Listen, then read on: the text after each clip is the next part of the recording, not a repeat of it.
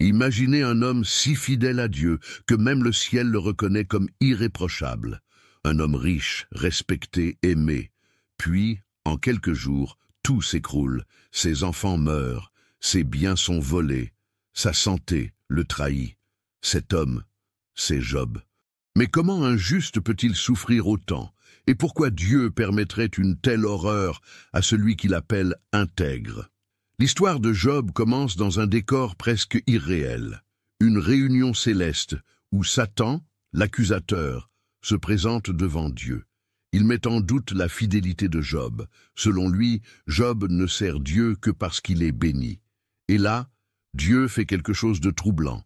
Il permet à Satan de tester Job, d'enlever tout ce qu'il a, sauf sa vie. L'Éternel dit à Satan, « Voici, tout ce qui lui appartient est en ton pouvoir, seulement ne porte pas la main sur lui. » Job 1, 12.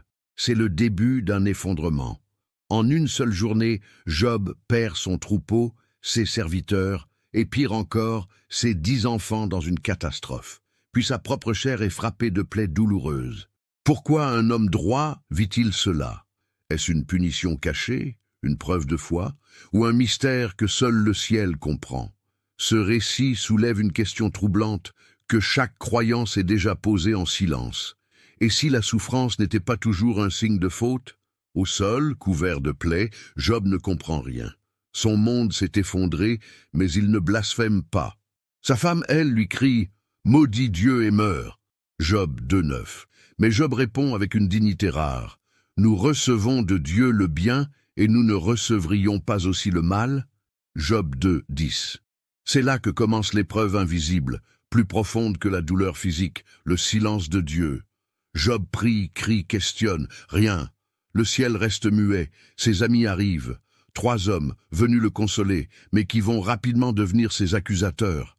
Ils sont certains d'une chose, Dieu est juste, donc si Job souffre, il a dû pécher. Et là se dévoile le cœur du dilemme biblique. Peut-on souffrir sans raison apparente, même en étant fidèle?